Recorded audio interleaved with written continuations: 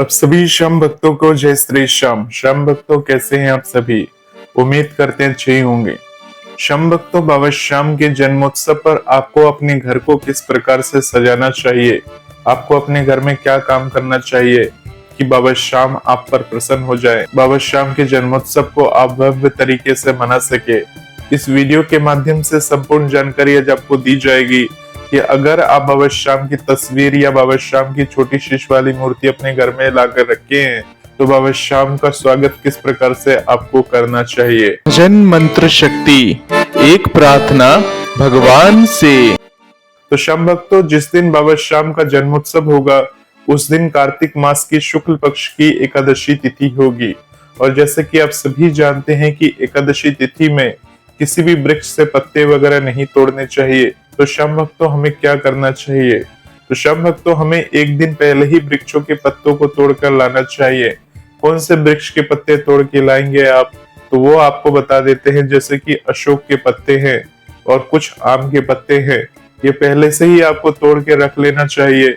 और इन पत्तों को इस प्रकार से रखने चाहिए कि ये पत्ते अगले दिन तक ताजे बने रहे। और इस प्रकार से जब आप इन पत्तों को तोड़कर लाते हैं तो किसी कपड़े के अंदर रखकर उस पर हल्का हल्का पानी छिड़क दीजिए, जिससे ये पत्ते सुबह तक ताजे बने रहे। अब श्याम भक्तों, इन पत्तों से आपको तोरण बनाना है, यानी कि आपने अपने घर में पहले से ही साफ सफाई कर ली होगी। तो श्याम भक्तों, जिस दिन बाबा श्याम का जन्मोत्सव है तो उस दिन आपको उन पत्तों से तोरण बना लेना चाहिए। यानी कि जो आपका घर का मुख्य द्वार है, पहले मुख्य द्वार पर आप तोरण से अपने घर को सजाएंगे। और उसके बाद जहां बाबा श्याम विराजते हैं या जहां भी आपने बाबा श्याम की तस्वीर लगा रखी है या स्थापित कर रखी है या बाबा श्याम का शीश स्थापित कर रखा है, वहां पर आप अपने तरीके से उन पत्तों के द्वारा सजावट कर सकते हैं। और इसके अलावा श्याम भक्तों, आप फूलों के साथ भी बाबा श्याम का श्रृंगार कर सकते हैं, बाबा श्याम को सजा सकते हैं। श्याम भक्तों, बाबा श्याम के जन्मोत्सव वाले दिन आप ये सारा काम करने वाले हैं तो आपको उस दिन जल्दी उठ जाना है, क्योंकि श्याम भक्तों, कार्तिक मास में हमें जल्दी स्नान करना चाहिए, जल्दी पूजा ध्यान करना चाहिए। तो श्याम भक्तों, कार्तिक मास की शुक्ल पक्ष की एकादशी के दिन हमें जल्दी उठकर नित्य कर्मों से निर्वृत्त होने के बाद, अगर आपने इस दिन बाबा श्याम के लिए व्रत रखा है तो व्रत के दौरान स्नान इत्यादि से निर्वृत्त होने के बाद स्वच्छ वस्त्र धारण कर लेना चाहिए। और स्वच्छ वस्त्र धारण करने के बाद अपने पूजा के मंदिर में बैठ जाना चाहिए, वहां पर संकल्प लेना चाहिए, बाबा श्याम को बधाई देना चाहिए। चूंकि उस दिन बाबा श्याम का जन्मोत्सव है तो सबसे पहले रात्रि 12 बजे के दौरान ही आपको बाबा श्याम को जन्मोत्सव की बधाई देनी चाहिए। और उसके बाद सुबह जल्दी उठकर पूजा पाठ शुरू कर देनी चाहिए। श्याम भक्तों, सुबह के समय तो आप पूजा पाठ कर लेंगे, स्वच्छ वस्त्र धारण कर लेंगे, पूरे दिन आपका व्रत रहेगा। उसके बाद जब संध्या के समय होगा तो संध्या के समय आप बाबा श्याम के जन्मोत्सव को धूमधाम के साथ मनाएंगे।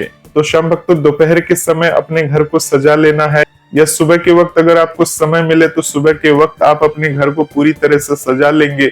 और घर को सजाने के बाद उसी प्रकार से संध्या के समय बाबा का चिंतन करेंगे, बाबा श्याम की आराधना करेंगे। श्याम भक्तों, अगर आप खटू धाम नहीं जा पाते तो अपने नजदीकी श्याम बाबा के दरबार जरूर जाइए। वहां पर सबसे पहले बाबा श्याम के दर्शन करिए और बाबा श्याम के जन्मोत्सव की बधाई देकर अपने घर में आइए। और उसके बाद घर में आकर बाबा श्याम के जन्मोत्सव को मनाइए। श्याम भक्तों, जिस प्रकार से आपने दीपावली पर अपने घर को रोशन किया था, लाइटों से घर को जगमगाया था, उसी प्रकार से बाबा श्याम के जन्मोत्सव पर भी आपको अपने घर को सजाना है, अपने घर को जगमगाना है। श्याम भक्तों, जैसे कि आप सभी जानते हैं कि कार्तिक मास की शुक्ल पक्ष की एकादशी को देव उठनी एकादशी के नाम से भी जाना जाता है। यानी ऐसा माना जाता है कि इस दिन देव जागते हैं तो इस दिन से सारे शुभ काम की शुरुआत हो जाती है। इस दिन देवों की दीपावली भी मनाई जाती है। तो श्याम भक्तों, इस प्रकार से आपको 11 दीपक जला लेने हैं। जो देव दीपावली होती है कार्तिक मास की शुक्ल पक्ष की एकादशी के दिन, आपको 11 दीपक, 21 दीपक या अपने सामर्थ्य अनुसार आप 5 दीपक या 7 दीपक भी जला सकते हैं। जैसा भी हो, आप इन दीपकों को जलाने के बाद आपको क्या करना चाहिए, बाबा श्याम की पूजा पाठ के लिए जब आप संध्या के समय आप बैठेंगे तो आपको इन दीपकों को कुछ जगह प्रज्वलित कर लेना चाहिए। दीपक कहाँ कहाँ प्रज्वलित करेंगे? सबसे पहले 5 दीपक जलाकर अपने घर के मंदिर में रखना चाहिए।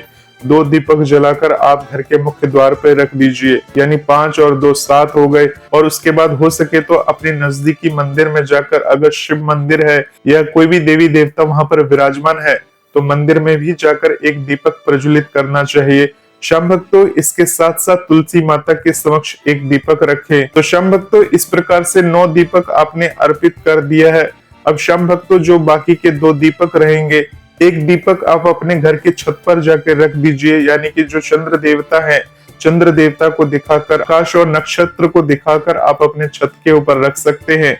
यानी कि इस प्रकार से 10 दीपक हो जाते हैं। और जो लास्ट का आखिरी दीपक बचता है, उस दीपक को आप गौशाला के पास जाकर रख सकते हैं।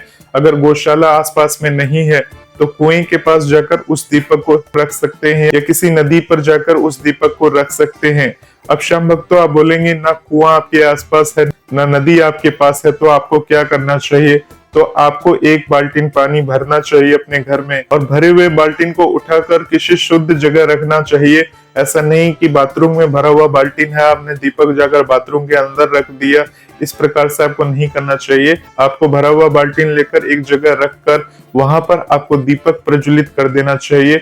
उसको हम कुएं की संज्ञा दे देते हैं। तो इस प्रकार से श्याम भक्तों, आपको कुल 11 दीपक इस दिन प्रज्वलित कर लेना है। और इस प्रकार से 11 दीपक प्रज्वलित करने के बाद आप अपने घर में पूजा पाठ कर लीजिए। बाबा श्याम का चालीसा पढ़ लीजिए, बाबा श्याम का ध्यान कर लीजिए। बाबा श्याम का जो मंत्र है, जो सभी जपते हैं, ओम श्री श्याम देवाय नमः, इस मंत्र का आपको कम से कम 108 बार जप कर लीजिए। बाबा श्याम को अपने घर में बने हुए मावे वाले केक का भोग लगाइए, मावे वाले प्रसाद का भोग लगाइए। इस प्रकार से बाबा श्याम को ड्राई फ्रूट्स के भोग लगा सकते हैं। और बहुत सारी ऐसी चीजें हैं जिससे बाबा श्याम को आप प्रसन्न कर सकते हैं। जिस प्रकार से आप अपने घर में अपने बच्चे का जन्मदिन मनाते हैं या किसी बड़े बूढ़ों का जन्मदिन मनाते हैं, उसी प्रकार से बाबा श्याम के जन्मोत्सव को बड़े ही प्रेम के साथ आपको मनाना चाहिए। श्याम भक्तों, बाबा श्याम के जन्मोत्सव के दिन बाबा श्याम को गिफ्ट भी देना चाहिए। हालांकि श्याम बाबा को हम क्या ही दे सकते हैं, क्योंकि जो भी हमारे पास है वो सब बाबा श्याम का ही दिया हुआ है। तो इस प्रकार से आप बाबा श्याम के लिए एक प्यारा सा इत्र लेकर आ सकते हैं, या बाबा श्याम को मोर छड़ी भेंट कर सकते हैं, या नजदीकी श्याम बाबा के मंदिर में जाकर मोर छड़ी का भेंट कर सकते हैं। तो श्याम भक्तों, बाबा श्याम को इस प्रकार से भेंट करिए। बाबा श्याम के जन्मोत्सव को इस प्रकार से मनाइए जैसे आप बाबा श्याम के समक्ष अर्जी लगाने के लिए उपस्थित होते हैं, बाबा श्याम के समक्ष रोते हैं, बाबा श्याम के समक्ष गिड़गिड़ाते हैं। तो उस समय में बाबा श्याम के समक्ष इसलिए आप ऐसे होते हैं कि बाबा श्याम के समक्ष आप अपने समस्त दुखों को रख देते हैं। इस प्रकार से आप उस समय इमोशनल हो जाते हैं। परंतु जब बाबा श्याम की बारी आती है तो हमें भी अपनी पूर्ण श्रद्धा के साथ, पूर्ण समर्पण के साथ बाबा श्याम को अपनी सारी बातें बोल देनी चाहिए। बाबा श्याम के समक्ष हमें पूर्ण समर्पण होना चाहिए। श्याम भक्तों, अगर घर में बाबा श्याम विराजमान है तो बाबा श्याम के लिए नई पोशाक लेकर आइए, बाबा श्याम को नई पोशाक धारण कराइए। बाबा श्याम के जन्मोत्सव पर बाबा श्याम का सुंदर सा श्रृंगार करिए, बाबा श्याम को फूलों से सजाइए, बाबा श्याम को इत्र से नहलाइए और चारों तरफ अपने घर में खुशबू का वातावरण कर दीजिए, ताकि आसपास के लोग भी ये देखकर बोल सके, आज इतनी खुशबू कहाँ से आ रही है, लगता है बाबा श्याम का जन्मदिन है। सामने वाले को ये पता चलना चाहिए कि आज आपके घर में विशेष एक उत्सव है, एक ऐसा त्योहार है जो कि दीपावली पे भी लोगों ने ऐसा उत्सव नहीं बनाया है। परंतु श्याम भक्तों, एक बात का विशेष ध्यान रखिएगा कि कार्तिक मास के शुक्ल पक्ष की एकादशी को हम बाबा श्याम के जन्मोत्सव को मनाते हैं, परंतु बहुत सारे लोग अपने घरों में पटाखे जलाते हैं, धुआं वगैरह करते हैं, जो कि सरासर गलत है। इस प्रकार से शोर शराबे के साथ बाबा श्याम का जन्मोत्सव को नहीं मनाना चाहिए। बाबा श्याम के जन्मोत्सव को इस प्रकार से मनाइए ताकि किसी को किसी प्रकार की कठिनाई न हो सके। बाबा श्याम के जन्मोत्सव को बड़े ही धूमधाम के साथ, रोशनी के साथ, दीपों को प्रज्वलित करके, बाबा श्याम के भक्तों को मिष्ठान का वितरण करके, अपने सामर्थ्य अनुसार जितना आप कर सके, इन सब के साथ बाबा श्याम के जन्मोत्सव को अपने घर में ही बड़े धूमधाम के साथ आप मनाइए। बाबा श्याम की कृपा और आशीर्वाद आपके पूरे परिवार पर बनी रहेगी। इसके साथ ही साथ श्याम भक्तों, अगर मौका मिले तो बाबा श्याम को सुंदर सुंदर भजन सुनाइए, बाबा श्याम को गीत सुनाइए, बाबा श्याम को सुंदर सुंदर भोग लगाइए। इस प्रकार से बैठकर अगर आप भजन कीर्तन करते हुए बाबा श्याम को अपने घर में ही रिझाते हैं, बाबा श्याम के जन्मोत्सव पर कुछ अलग करते हैं, तो बाबा श्याम आपके जीवन में कुछ अलग जरूर करेंगे। ये मान के चलिए बाबा श्याम की कृपा है, बाबा श्याम की महिमा है। बाबा श्याम के जन्मोत्सव पर अपने घर को दुल्हन की तरह सजाइए, ताकि सामने वाला भी देखकर ये बोल सके कि कोई श्याम प्रेमी के यहाँ बाबा श्याम का आज जन्मोत्सव है। बाबा श्याम के जन्मोत्सव पर आज उन्होंने हमें घर पर बुलाया है। इस प्रकार से श्याम भक्तों अगर आप करते हैं तो आप खुद ब खुद देखेंगे कि बाबा श्याम की कृपा किस प्रकार से आप पर बरसती है। यह आप अपने आप को खुद को गौरवान्वित महसूस करेंगे। आपको खुद ब खुद अच्छा लगेगा ये सब करके कि कुछ आज आपने अलग किया है। तो होपफुली श्याम भक्तों आप सभी बात समझ चुके होंगे। बाबा श्याम के जन्मोत्सव को इसी प्रकार से मनाते रहिए। बाबा श्याम के जन्मोत्सव पर और भी बहुत सारी ऐसी बातें हैं। बाबा श्याम के जन्मोत्सव पर आप क्या करने वाले हैं, बाबा श्याम के जन्मोत्सव को आप किस प्रकार से मनाने वाले हैं, कमेंट बॉक्स के माध्यम से जरूर बताइएगा। मिलते हैं श्याम भक्तों एक नई वीडियो के साथ। अगर इस चैनल पर नए हैं तो चैनल को सब्सक्राइब करके वीडियो को लाइक जरूर करिए। जय श्री श्याम, जय श्री राधे।